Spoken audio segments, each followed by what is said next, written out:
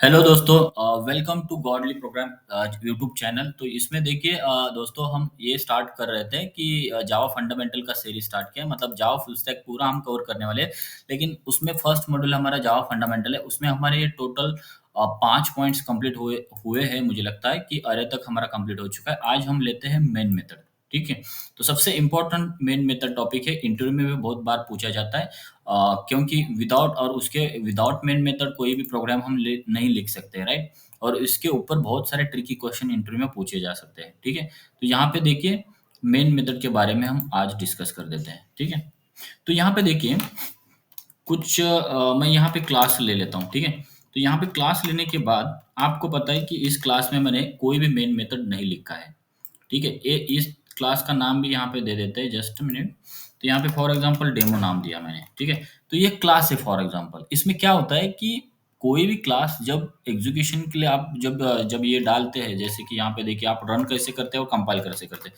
जावा सी और यहाँ पे डेमो डॉट जावा, ये कंपाइल करेंगे ऐसे। ठीक है। कंपाइल करने के बाद सक्सेसफुली कंपाइलिंग इस ये डेमो क्लास का हो जाएगा। लेकिन आपका, जब मान लीजिए आपने जस्ट रन किया, तो रन करने टाइम होता क्या है कि देखिए इसमें क्या करेगा, कंपाइलेशन सक्सेसफुली करेगा। उसमें कोई भी आपको एरर नहीं आएगा। लेकिन जब आपको जावा डॉट टेस्ट, मतलब जब आप रन करते हो एग्जैक्टली उस प्रोग्राम को, तो उस टाइम पे जेवीएम आएगा। ठीक है। जेवीएम क्या करेगा, पहला फाइंड आउट करेगा इस क्लास में कि कहाँ पे मेन मेथड है। ठीक है। ढूंढेगा, फाइंड करेगा। लेकिन उसको मेन मेथड नहीं मिलेगा, तो वो क्या करेगा कि यहाँ पे डायरेक्टली एरर देगा कि no such method error main. ठीक है। तो यहाँ पे क्या हो जाएगा, सिंपली मुझे बोलना है यहाँ पे ये कि यहाँ पे एरर आएगा, लेकिन रन टाइम एरर है, नो सच मेथड एरर। ठीक है। तो इस तरह का आपका यहाँ पे एरर आएगा। जस्ट मिनट है। यहाँ पे देखिए इस तरह का आपका एरर आएगा, राइट। तो इस टाइप का एरर यहाँ पे आ जाएगा। लेकिन ये एरर जो आया, कंपाइल टाइम नहीं आता है। कंपाइलेशन सक्सेसफुली हो जाएगा। सिंपली मुझे बोलना ये है कि कंपाइलेशन सक्सेसफुली हो जाता है इस क्लास का। लेकिन होता इसमें ये है कि सिर्फ यहाँ पे पॉइंट ये है कि रन टाइम इसका एरर आएगा, और एरर का नाम मैंने बताया कि नो सच मेथड एरर और मेन, राइट। तो सिंपली आपको ये समझ गया होगा कि जब मेन मेथड नहीं होगा तो क्या, मतलब आपका क्लास रन होगा या नहीं होगा, यहाँ पे आपको समझ गया होगा। ठीक है। और उसके बाद हम वो जो लाइन लिखते हैं मेन मेथड की, तो यहाँ पे मैं डायरेक्टली उसको लिख लेता हूँ, पब्लिक स्टैटिक वाइड और मेन। ठीक है। तो इस तरह से हम ये लाइन लिखते हैं, राइट। यहाँ पे क्या होता है, स्ट्रिंग args जो भी है। ठीक है। तो इस लाइन को हमको समझना है कि एग्जैक्टली क्यों ये लाइन लिखी है। ठीक है। तो देखिए इसमें होता क्या है कि ये जो लाइन लिखा है, इसमें आप देखिए कि पहला जो लिखा है पब्लिक। ठीक है। तो यहाँ पे पब्लिक क्यों लिखा है ये आपको पता होना चाहिए, राइट। आप प्राइवेट भी लिख सकते थे, राइट, या प्रोटेक्टेड भी लिख सकते थे। एक्चुअली पहला आपको ये पता होगा कि पब्लिक जो है ये क्या है, ये एक एक्सेस मॉडिफायर है। ठीक है। पब्लिक क्या है, एक्सेस मॉडिफायर। ठीक है। तो यहाँ पे लिख मेथड के साथ ये पब्लिक लिखने का रीजन ये है कि जेवीएम जो है, ये कहीं से भी इस मेन मेथड को एग्जीक्यूट करना, मतलब कॉल करना स्टार्ट कर सकता है, मतलब कॉल करेगा कहीं से भी। तो यहाँ पे मैं लिखता हूँ कि JVM can call from anywhere, मतलब कहीं से भी जेवीएम इस मेन मेथड को कॉल कर सकता है, इसलिए पब्लिक हमने रखा है। ठीक है। और दूसरा पॉइंट हमारा इसमें इंपॉर्टेंट ये है कि देखिए स्टैटिक लिखा है, मतलब स्टैटिक जो कीवर्ड या जो भी हमारा वर्ड है, कीवर्ड है जावा में, और यहाँ पे मेथड के साथ लिखा है। ठीक है। एज एक्सेस मॉडिफायर भी ये वर्क करेगा। तो ये स्टैटिक लिखने का रीजन ये है कि जब विदाउट कोई भी, बिना कोई ऑब्जेक्ट के आपको कॉल करना है किसी मेथड या किसी को ब्लॉक को, तो आपको स्टैटिक यूज करना पड़ता है। ठीक है। तो इसीलिए फर्स्ट मेथड है हमारा, इससे ही एग्जीक्यूशन स्टार्ट हो जाता है। तो इसीलिए इस मेथड को हमने स्टैटिक रखा है, ताकि इसके पहले कोई ऑब्जेक्ट नहीं लगेगा इस मेथड को कॉल करने के लिए। जैसे कि फॉर एग्जांपल मान लीजिए ऊपर का जो डेमो क्लास है, उसमें मान लीजिए डी ऑब्जेक्ट मैंने क्रिएट किया, डी डॉट मेन, ऐसा कॉल करने की जरूरत नहीं। यहाँ पे स्टैटिक लिखा ना, तो डायरेक्टली वो कॉल हो जाएगी without without any object can call main, ठीक है। तो मेन विदाउट ऑब्जेक्ट कॉल करेगा, तो इसीलिए स्टैटिक को रखा गया है। तो मुझे लगता है स्टैटिक आपको समझा होगा। तो देखिए उसके बाद व्हाइट लिखा है मैंने, ठीक है। तो व्हाइट का क्या रीजन है? व्हाइट तो आपको पता है एक रिजर्वर वर्ड वर्ड है। तो इसको यूज क्यों किया जाता है? किसी मेथड के साथ आप इसको डिक्लेयर कर सकते हैं मेथड के पहले। जब वो मेथड कुछ भी नहीं रिटर्न करेगी तो उस टाइम पे व्हाइट को आप डिक्लेयर कर सकते हैं, ठीक है। तो ये जो मेन मेथड है ना, कोई भी रिटर्न नहीं करेगी, राइट। तो इसीलिए इसको यहाँ पे हमने असाइन किया है, मेन मेथड के साथ डिक्लेयर किया है, ठीक है। तो मतलब मुझे यहाँ पे सिंपली बोलना है कि मेन नॉट रिटर्न एनीथिंग, ठीक है। कोई भी रिटर्न नहीं करेगी, राइट। तो मेन कोई भी रिटर्न, कुछ भी रिटर्न नहीं करेगी। तो उसके बाद आता है यहाँ पे मेन, एक्चुअल मेन नेम, ठीक है। मेन मतलब यहाँ पे देखिए कौन सा मेन की मैं बात कर रहा हूँ, इस मेन की बात कर रहा हूँ, एक्चुअल नेम यहाँ का, ठीक है। तो देखिए मेन जो है यहाँ पे ये क्या करता है कि ये जो मेन वैसे के वैसा, जैसे कि आपने मान लीजिए कोई मेथड गेट नाम से कोई डिक्लेयर किया है, राइट। तो ऐसे यहाँ पे इंटरनली मेन ये मेथड डिक्लेयर करके उसको जो भी है इंटरनली बना के रखा है, राइट। और ये किस में रहेगा मेथड? वैसे के वैसे कॉन्फ़िगर करके रखा है जेवीएम के इनसाइड, ठीक है। तो मेन कहाँ पे है? Inside JVM. Main configured, main configured inside the JVM, ठीक है। तो मेन कहाँ पे रखा है? जेवीएम के अंदर। तो जेवीएम वहां पे उसको पहले से ही पता है कि मेन ये मेथड है और उसको ढूंढना है स्टार्ट पॉइंट यहाँ से। तो वो ऑलरेडी वहां पे नाम कॉन्फ़िगर करके रखा है जेवीएम के अंदर। तो जेवीएम पहले वो इसको ढूंढेगा और फिर वहां से कैलकुलेशन या जो भी एग्जीक्यूशन को स्टार्ट करेगा, ठीक है। उसके बाद यहाँ पे आता है ये जो है हमारा स्ट्रिंग टाइप का अरे है, ठीक है। ये जो है स्ट्रिंग टाइप अरे है, राइट। और उसके बाद हमारा जो है लिखा है ARGS, ये है कमांड लाइन आर्गुमेंट, ठीक है। ये है कमांड लाइन आर्गुमेंट, ठीक है। तो इस तरह से इसका पूरा मीनिंग जो है इस तरह से होता है, तो ही लिखा होता है। एक भी यहाँ से मिस आउट हो गया, मतलब जब जेवीएम उसको ढूंढेगा फर्स्ट टाइम, तो ये ऐसे ही प्रोटोटाइप उस वो ढूंढेगा। मतलब ऐसा नहीं कि ये यहाँ से यहाँ लिखा है, वहां से वहां लिखा है, ऐसा नहीं चलेगा। ये ऐसे के ऐसा प्रोटोटाइप वो ढूंढेगा और जहां पे भी वो मिलेगा, जिस भी क्लास में मिलेगा उस क्लास को एग्जीक्यूट करेगा उसके नीचे, ठीक है।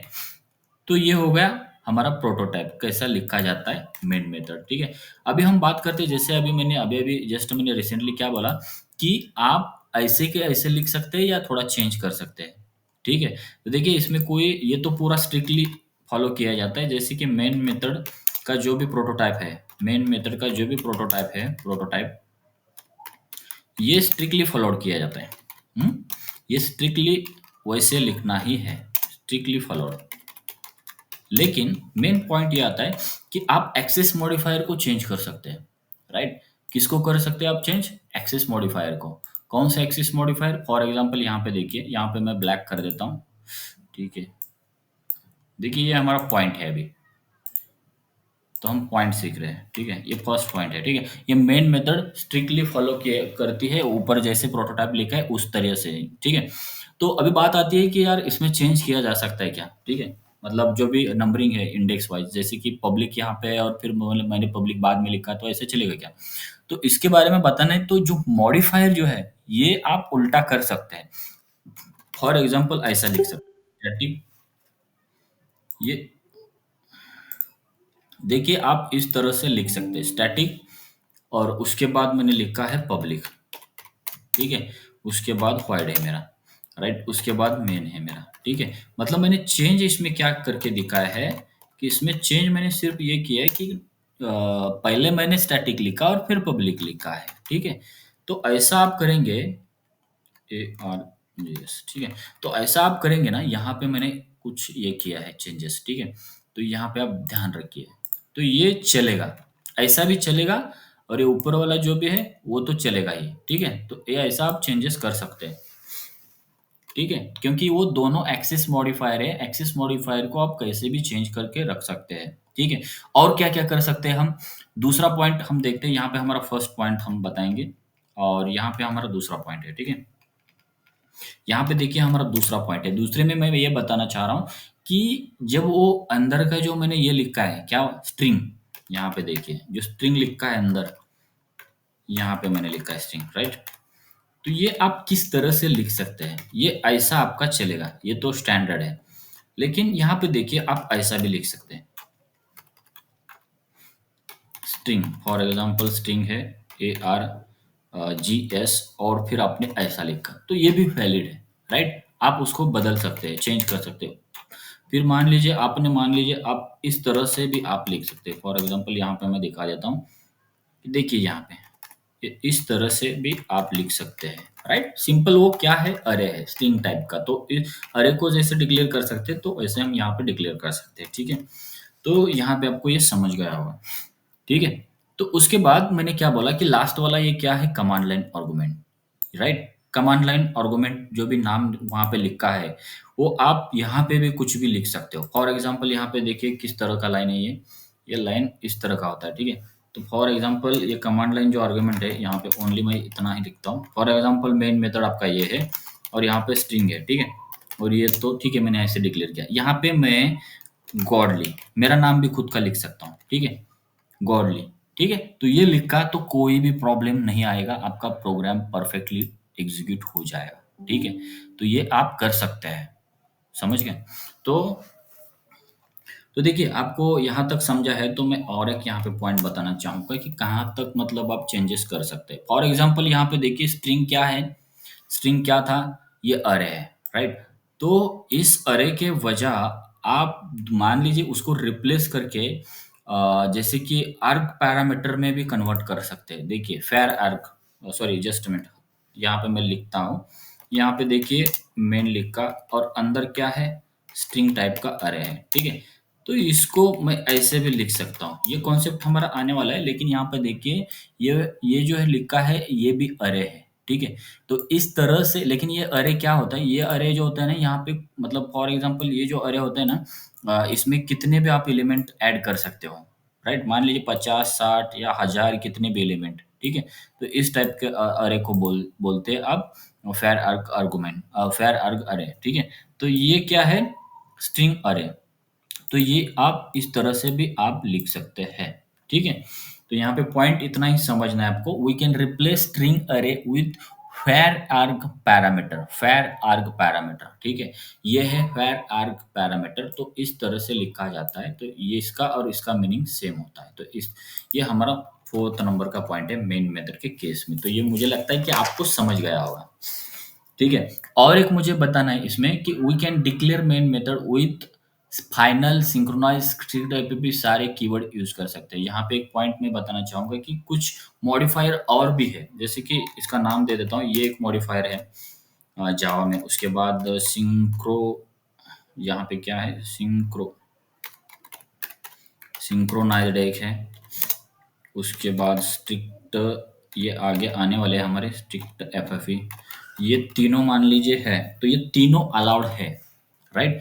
तीनों आप किसके साथ रख सकते हैं, ये मॉडिफायर के साथ आप ऐड कर सकते हैं, कोई भी यहाँ पे प्रॉब्लम नहीं आएगा। फॉर एग्जांपल मैं यहाँ पे लिख लेता हूँ, ये तीनों जो मॉडिफायर है ये अलाउड किए गए हैं, ये तीनों ही ओनली आपको यूज करना है, तो आप यूज कर सकते हैं। फॉर एग्जांपल मैं यहाँ से उठा लेता हूँ, ठीक है, कॉपी कर देता हूँ, कॉपी किया मैंने। और मैंने क्या किया, अभी देखिए मैं यहाँ पे ये कर देता हूँ, फॉर एग्जांपल ये पब्लिक भी हटा देता हूँ, ठीक है। और यहाँ पे मैं क्या कर देता हूँ, यहाँ पे लिखता हूँ, ठीक है। तो ये चलेगा, ठीक है, मतलब ये वैलिड है। और पब्लिक जो है ना आपका, ये पब्लिक मान लीजिए कि मैं यहाँ पे लिखता हूँ, ठीक है, कॉमा नहीं चाहिए लेकिन पब्लिक, ठीक है। तो इस तरह का लाइन आप लिखेंगे तो भी चल जाएगा, ठीक है, क्योंकि ये फाइनली क्या है, एक्सेस मॉडिफायर है, ठीक है, मॉडिफायर बोल सकते हो।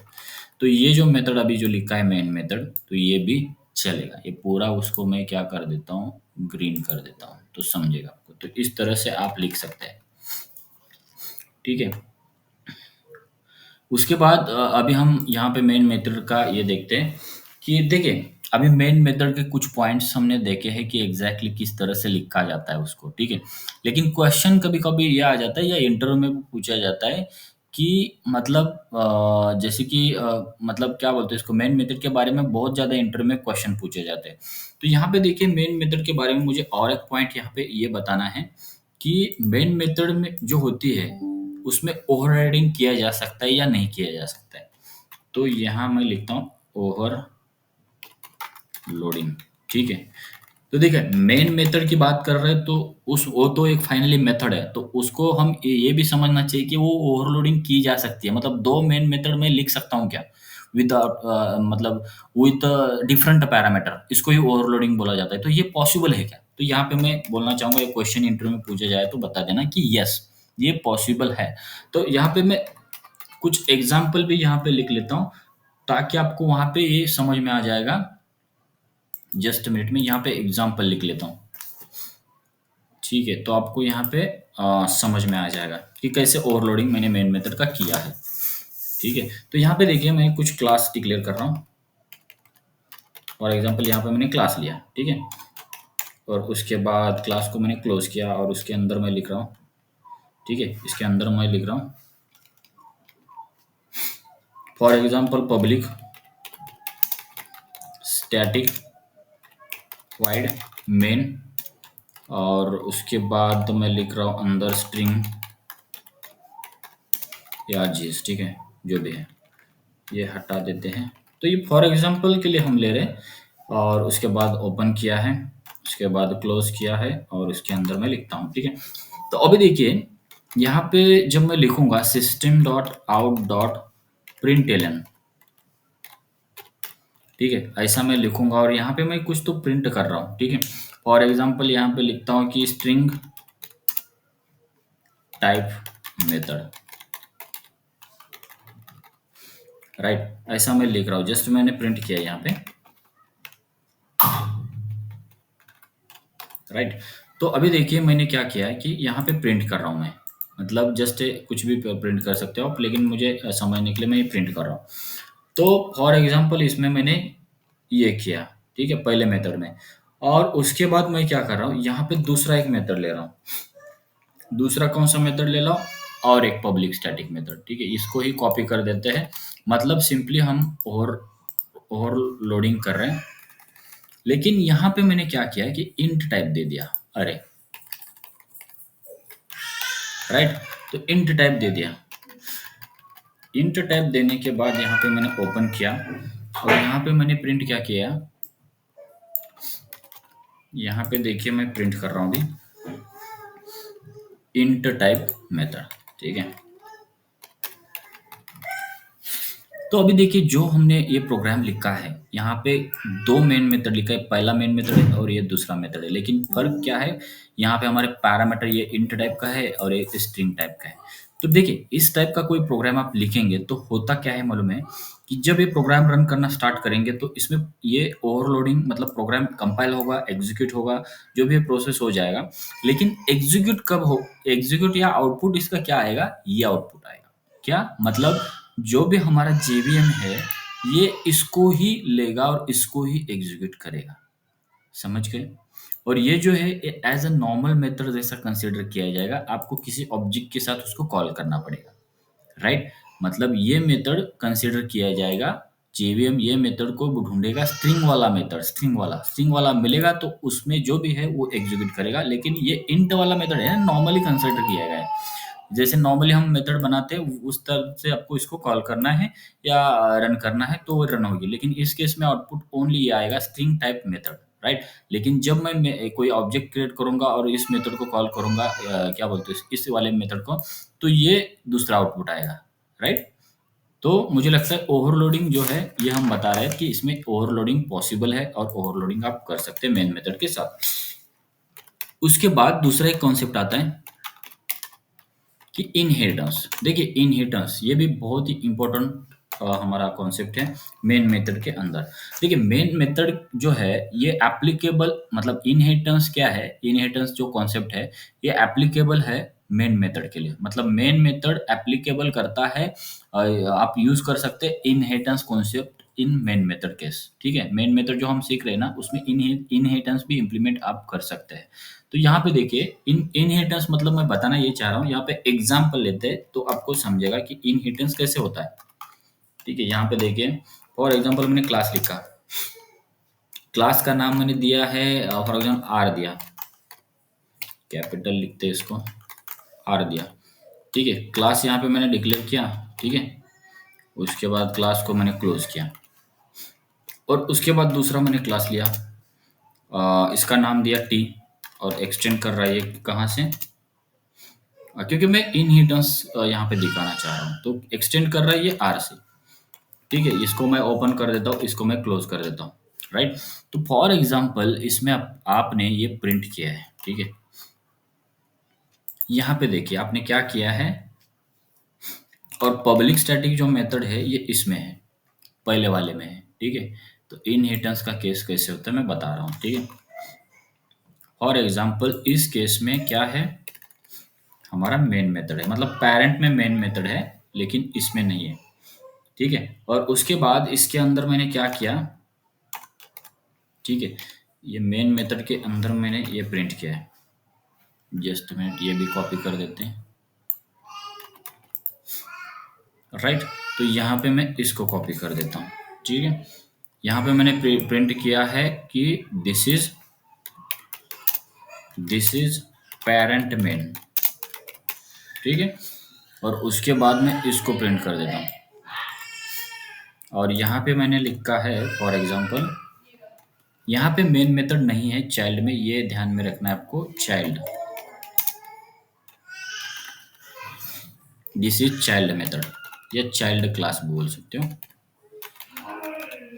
तो इस तरह का प्रोग्राम आप जब लिखेंगे, मतलब इनहेरिटेंस का कॉन्सेप्ट यहाँ पे हम देख रहे हैं, इनहेरिटेंस यहाँ पे देखिए क्या है, ये इनहेरिटेंस है। ठीक है, तो इस केस में क्या होता है कि मेन मेथड ओनली पेरेंट में है।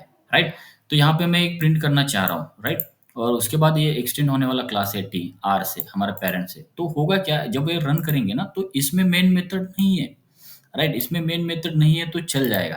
तो इस केस में होगा क्या कि आपका पेरेंट का जो भी मेन है वो एग्जीक्यूट हो जाएगा। राइट, मतलब ये सक्सेसफुली रन हो जाएगा। तो बोलना ये है कि इनहेरिटेंस कॉन्सेप्ट यहाँ पे एप्लीकेबल होता है मेन मेथड के साथ।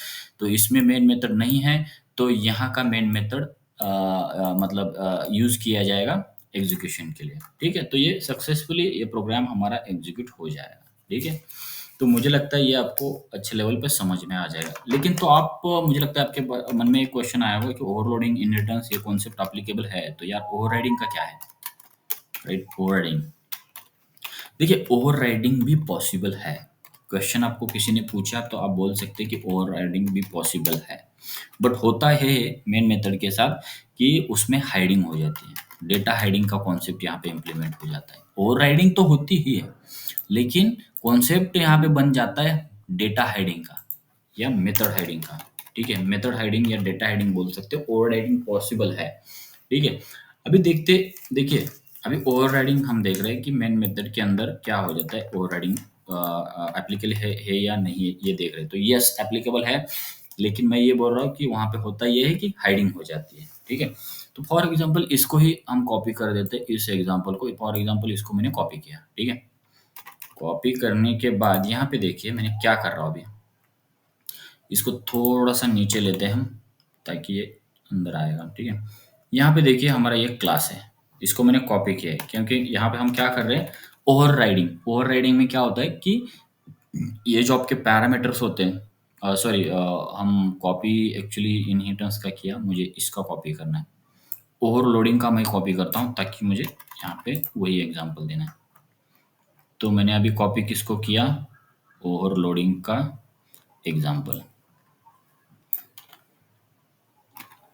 राइट, तो देखिए ओवरलोडिंग होता है, पहली तो बात ये है ओवरलोडिंग होता है, लेकिन ओवरराइडिंग के केस में होता क्या है कि यहाँ पे देखिए ओवरराइडिंग मतलब पैरामीटर भी सेम होने चाहिए। राइट, मतलब ये जो मेथड यहाँ पे है, यहाँ पे मेथड जो भी है तो ये नीचे भी आपकी मेथड वहाँ पे होनी चाहिए। कहाँ पे होनी चाहिए, लेकिन क्लास में, ये क्लास अलग अलग होते हैं। तो यहाँ पे मैं क्या कर देता हूँ, यहाँ पे दूसरा क्लास लिखते हैं। ठीक है, कि क्लास मान लीजिए यहाँ पे पी नाम है, एक्सटेंड्स, यस। ठीक है, ये ऐसा हमारा क्लास है और इसका नाम यस है। तो यस से क्या कौन एक्सटेंड हो रहा है? पी वाला पेरेंट, ठीक है। लेकिन इसमें क्या है, मैंने ये मेथड जो है यहाँ पे देखिए ध्यान से कि ये मेथड ओवरराइडिंग की मेथड है, ठीक है। लेकिन ओवरराइडिंग के केस में दोनों सेम मेथड होते हैं। पैरामीटर भी यहाँ पे सेम रहने रहने चाहिए। तो यहाँ पे मैं पैरामीटर भी सेम कर देता हूँ, कोई भी चेंज नहीं है। तो इस केस में ये भी प्रोग्राम आपका रन हो जाएगा, एप्लीकेबल है ये कॉन्सेप्ट मेन मेथड के लिए। लेकिन पॉइंट ये है कि इसमें देखिए ध्यान से आपको यहाँ पे मेथड हाइडिंग मतलब अचीव हो रही है, लेकिन मेथड ओवरराइडिंग जस्ट हम नाम के लिए ही मेथड ओवरराइडिंग कॉन्सेप्ट एप्लीकेबल है, लेकिन यहाँ पे हो क्या रहा है कि मेथड हाइडिंग हो रही है, ठीक है। एक मेथड हाइड हो रही है, ठीक है। तो इसीलिए हम बोल सकते हैं कि इसको एप्लीकेबल किया गया है। लेकिन पॉइंट ये है कि इसमें मेथड हाइडिंग हो जाती है, ठीक है। तो देखिए ये आपको ओवर राइडिंग राइडिंग के इसके बारे में भी आपको कुछ समझा होगा कि मतलब ये तीनों कॉन्सेप्ट मेन मेथड के अंदर एप्लीकेबल होते हैं। तो हम थोड़ा सा आगे बढ़ते हैं, राइट। तो मुझे लगता है कि ये मेन मेथड के बारे में आपको समझ गया होगा। बाकी का जो भी टॉपिक है हमारा हम कल ले लेंगे, राइट। और आज के दिन में इतना ही, और कल हमारा नेक्स्ट टॉपिक जो भी है हम ले लेंगे, ठीक है। चलेगा। तो कोई किसी ने चैनल को सब्सक्राइब नहीं किया है तो ये सभी ने सब्सक्राइब किए, और आपको कमेंट करना है तो कमेंट कर सकते हैं। कोई कुछ आपको सजेशन चाहिए या कुछ आपको नया कॉन्सेप्ट चाहिए तो आप बोल सकते हैं, ठीक है। तो thank you so much, thank you everyone, thank you.